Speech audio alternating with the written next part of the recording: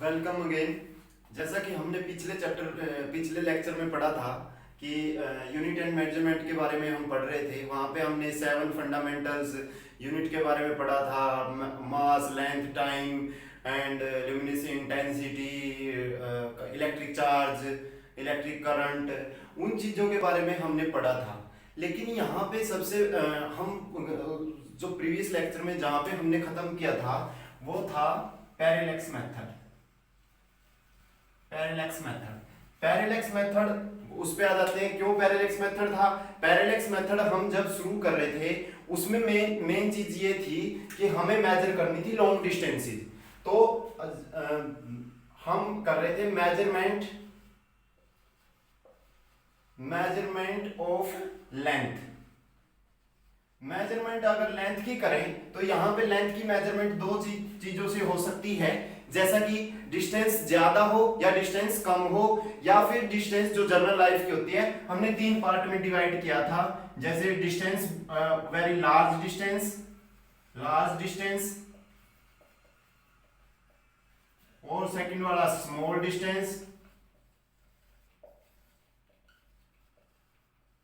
ठीक है, और या फिर हमने थर्ड वन किया था जो जनरल क्लासिकल, जो हमारी एवरीडे लाइफ वाली। हमने 3 पार्ट में इसको डिवाइड किया था। तो अगर हमें लार्ज डिस्टेंस मेजर करनी है, वो डायरेक्टली तो मेजर कर नहीं सकते, उसके लिए मेजर करने के लिए हमने मेथड बनाया था पैरेलैक्स मेथड। और पैरेलैक्स मेथड क्या कहता है कि हम ये तो पता नहीं कर सकते कि यहां से वो कितनी डिस्टेंस पे है, पर हम ये पता कर सकते हैं इस मेथड में क्या होता है। मान लो ये कोई स्टार है या फिर कोई सन है, हम अर्थ से देख रहे हैं। तो अर्थ मान लो ये वाली अर्थ है, इसके एक पॉइंट से और दूसरे पॉइंट से हम इसको एक बार देखेंगे। जैसे कि हम एक आंख से देखें किसी चीज को और फिर हमारी दूसरी बाई आंख से देखने के बाद दाएं राइट की बजाय लेफ्ट से देखें तो हमें डिस्प्लेसमेंट दिखती है।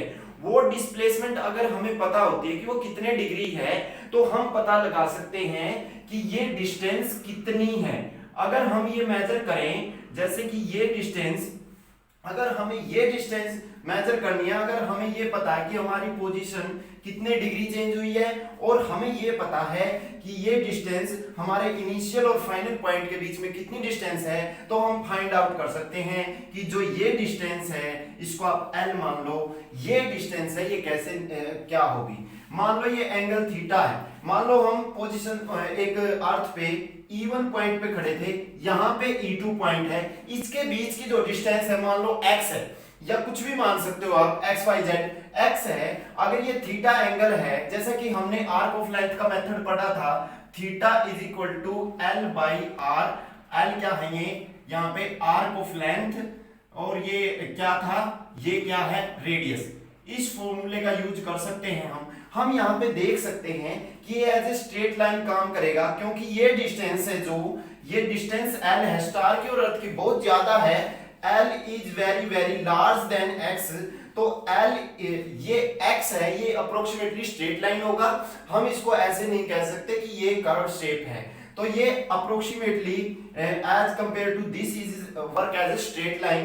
तो हम यहां से क्या मेजर कर सकते हैं? आर्क ऑफ लेंथ x है यहाँ पे, ठीक है, उसका यूज करके हम ये थीटा निकाल सकते हैं। और यही मेथड किया जाता है दो स्टार के बीच में डिस्टेंस देखने के लिए। जैसे यहाँ पे यह तो एक था, अगर मान लो हम एक पॉइंट से 2 स्टार की मेजर करना चाहें, एक स्टार ये है, इनके बीच का अगर हमें डिस्टेंस लेना है तो हम क्या करेंगे? एक ही पॉइंट से देख लेंगे। मान लो एक बार हम यहाँ पे खड़े हैं, यहाँ अर्थ है, यहाँ पे खड़े हैं, यहां से इस अर्थ इसको देखेंगे और इसको सेकंड वाले को देखेंगे, और इसके बीच जो एंगल बनेगा उसके अकॉर्डिंग हम यहाँ की जो लेंथ है उसको बता सकते हैं। तो ये अलग अलग मेथड हैं। तो मेनली जो पैरेलैक्स मेथड है वो डिस्टेंस अर्थ और स्टार के बीच के लिए यूज किया गया है। यहाँ पे क्या है? मान लो ये स्टार है, ये 2 पोजीशन है अर्थ पे, ये मान लो E1 है जैसे कि हमने माना, ये E2 है, इनके बीच की डिस्टेंस x है और ये हमें L निकालनी है। तो ये एंगल 2 पोजीशन के बीच थीटा बना हुआ है, तो theta as we know, theta is equal to L by R। R क्या है यहाँ पे? x, that is x distance between. तो यहाँ पे हम ऐसे निकाल सकते हैं कि जो थीटा, जो L आएगी वो x theta, theta is very small, तो यहाँ पे हम उस मेथड से भी निकाल सकते थे, साइन थीटा वाले मेथड से। तो यहाँ पे x इज, अगर हमें आर्क ऑफ लेंथ निकालनी है l, तो यहाँ पे x थीटा हो जाएगी, अगर x कुछ भी दिया है थीटा। और आपको एक चीज और बता दें नोटिस के लिए कि एंगल थीटा अगर नॉर्मल एंगल है, उसको अगर 1D एंगल की बात करें हम, उसको हम रेडियन में लेते हैं, उसमें क्या कहते हैं कि जब 360 degree is equal to 2 pi radian होता है। ठीक है, ये आपको याद रखना है कि 360 is equal to 2 pi radian. तो यहाँ पे हमने पैरेलैक्स मेथड कर लिया है, इसका यूज के कुछ हम क्वेश्चन भी दे सकते हैं। मैं आपको क्वेश्चन बता दूंगा या फिर स्लाइड में डाल दूंगा, आप स्लाइड को रोक के इस क्वेश्चन को नोटिस कर सकते हो कि इस क्वेश्चन कैसे सोल्व होगा और इसको सोल्व कर सकते हो। तो यहाँ पे बात की हमने पैरेलैक्स मेथड की, ये डिस्टेंस वेरी लार्ज डिस्टेंस को मेजर करने के लिए यूज किया गया है। ठीक है, जैसे कि इसको अगर लार्ज डिस्टेंस है उसको हम मेजर करते हैं, हम उस डिस्टेंस को मेजर करते हैं एस्ट्रोनॉमिकल यूनिट में, जैसा कि 1 एस्ट्रोनॉमिकल यूनिट, जैसे मैं आपको यहाँ पे दिखा भी दूंगा कि ये क्या होता है, 1.496 into 10 to power 15 मीटर होता है। और अगर हम 1 लाइट ईयर की बात करें, distance traveled by light in 1 year is equal to 9.46 into 10 to power 15 metre. यहां से हम ये निकाल सकते हैं कि अगर लार्ज डिस्टेंस है उसको मेजर करने के लिए हम क्या करते हैं कि इन यूनिट्स का यूज करते हैं। अब हो गई लार्ज डिस्टेंस, जो जनरल लाइफ में है उसके लिए हम मीटर और सेंटीमीटर ये चीजें यूज करते हैं। अगर हमें कोई चीज मीटर स्केल होती है हमारे पास, अगर हमें वायर की, अगर कोई वायर है उसका हमें रेडियस निकालना है तो हम वर्नियर कैलिपर हो गया, ठीक है, इनका यूज कर सकते हैं। जैसा कि आप एक्सपेरिमेंटल में भी आता है कि वर्नियर कैलिपर होता है, उससे हम इसकी रेडियस मेजर कर सकते हैं, जो बिल्कुल स्मॉल लेंथ को। और अगर बात करें हम जनरल लाइफ में हमेशा मीटर या सेंटीमीटर में हम मेजर करते हैं। बेसिकली हम मीटर ही यूनिट लेते हैं क्योंकि ऐसा ही एक्सेप्टेड मीटर यूनिट है। तो एक यूनिट और है जिसको हम डिस्टेंस को मेजर करने के लिए यूज किया जाता है, वो है 1 पर सेकंड। 1 पर सेकंड ये वो डिस्टेंस है, इसकी वैल्यू होती है 3.08 into 10 to power 16 मीटर। उसके बाद बात करते हैं 1 पर सेकंड की बात हो गई। अब अगर हमने ये मेजर कर लिया लेंथ को मेजर करने के बाद हमारा सेकंड पॉइंट होता है मेजरमेंट ऑफ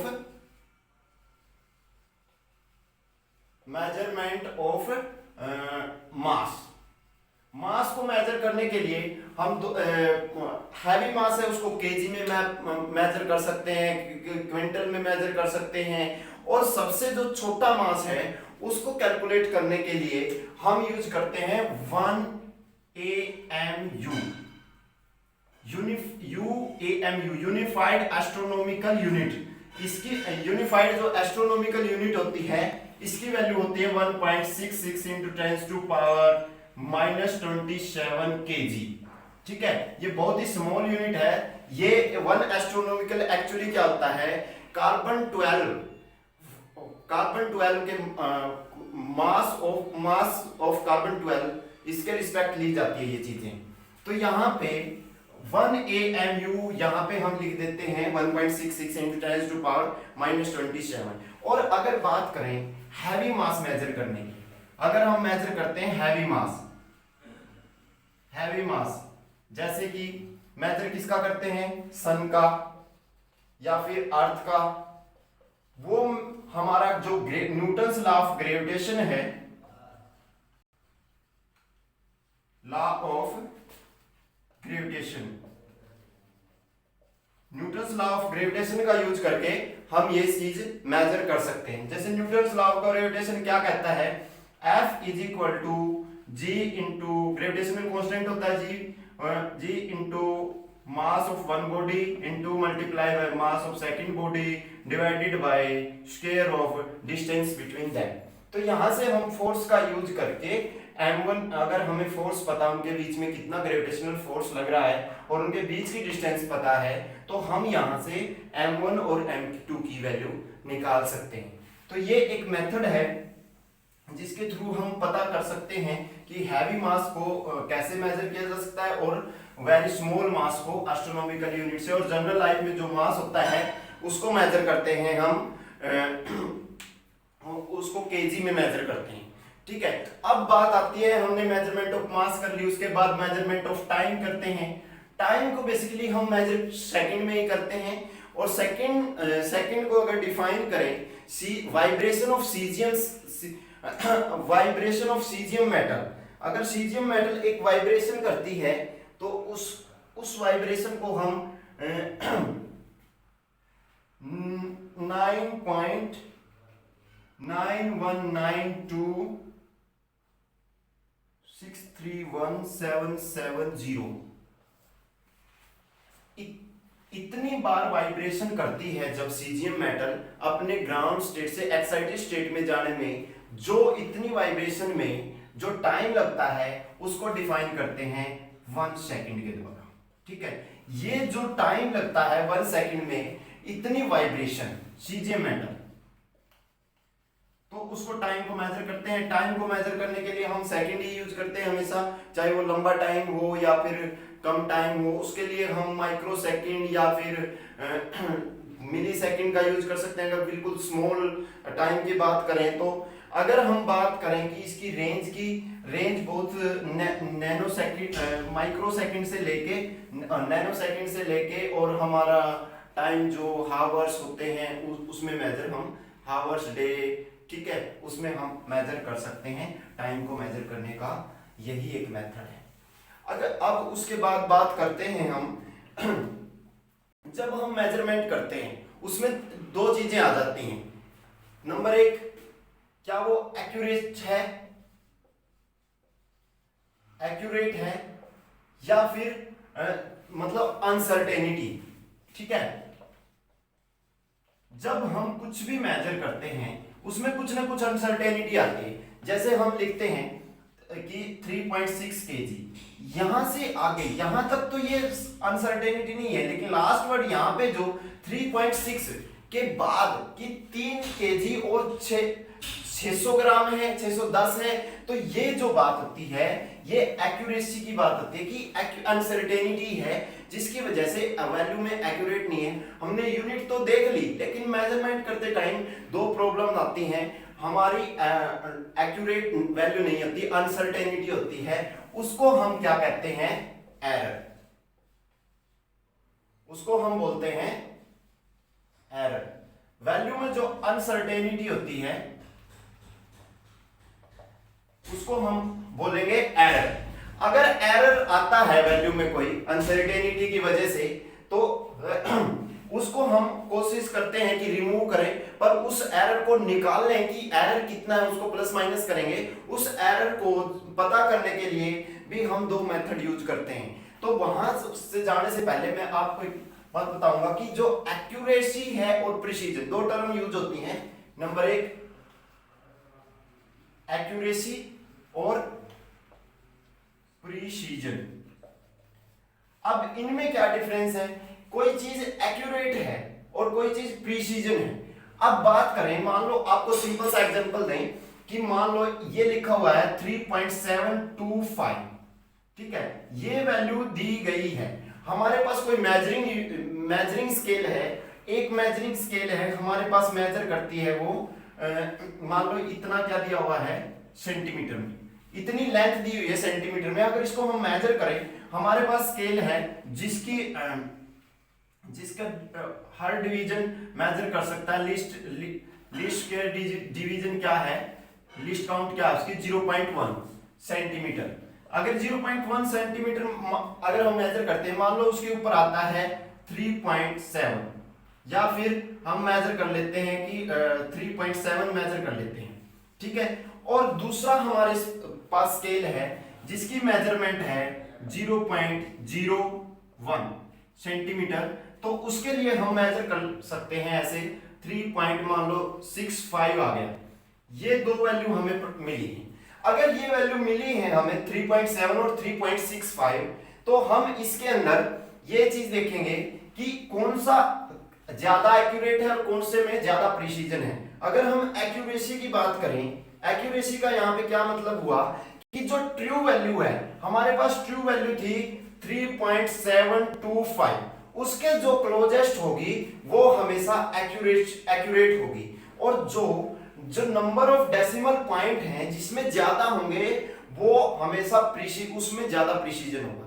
कहने का मतलब जो number of decimal point, accurate number of decimal point जिसके अंदर ज्यादा होंगे वो क्या होगी,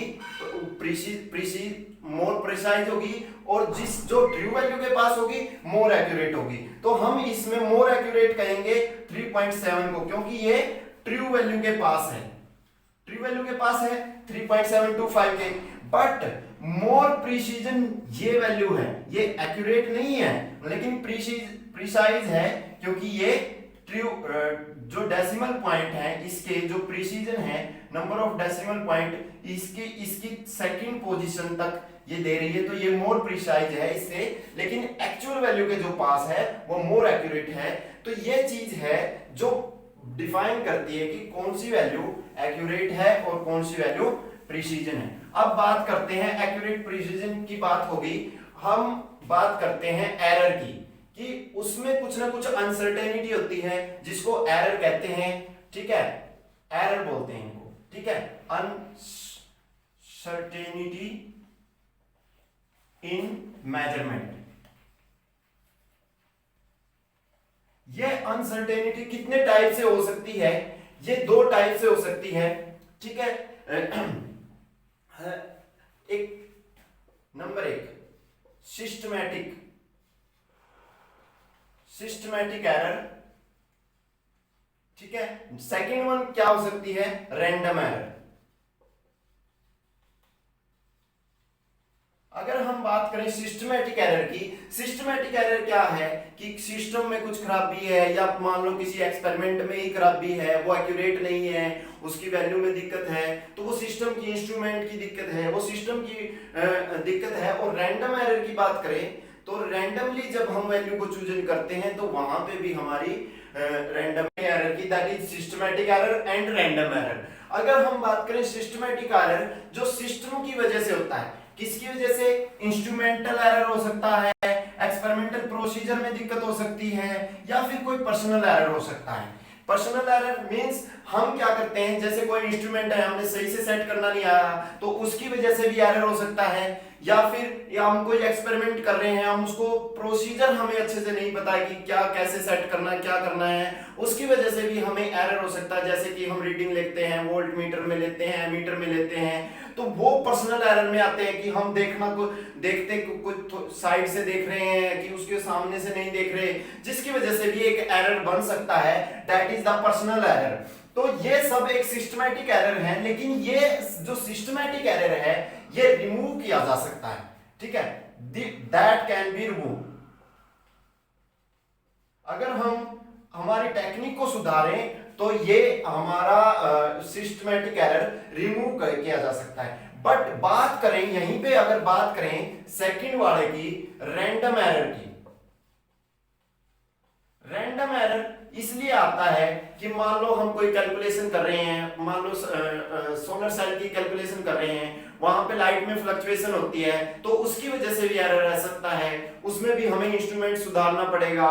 लेकिन बात ये होती है कि वो रैंडमली होता है कि कभी घट गई, कभी कम हो गई, कभी ज्यादा हो गई। तो ऐसे एरर जो कंडीशन पे डिपेंड करते हैं, एनवायरमेंटल कंडीशन, जैसे हमारा कोई थर्मो का कोई इंस्ट्रूमेंट है, अगर हम उसको यूज करते हैं, मान लो एनवायरमेंटल कंडीशन विंटर की वजह से उसका टेम्परेचर थोड़ा डाउन हो जाता है, तो वो भी एक एरर का मेन कारण होता है। रीडिंग में भी एरर हम करते हैं, जब मान लो रीडिंग लेते हैं तो हम एरर काउंट नहीं करते। List count error mainly random error में आता है कि जब हम काउंट करते हैं दो तरह से, मान लो किसी इंस्ट्रूमेंट की लिस्ट काउंट 0.01 तक है उसकी एक्यूरेट, उसकी प्रिसीजन, और किसी की है 0.001 तक। आप इसको सेंटीमीटर में कह सकते हो या मीटर में कह सकते हो, तो उसकी जो एक्यूरेसी है अगर ज्यादा होगी तो ये थर्ड पॉइंट का जो वैल्यू है ये एक्चुअल में एक एरर बन जाएगा, that is the least count error. Least count क्या होता है, जो मिनिमम वैल्यू वो मेजर कर सकता है,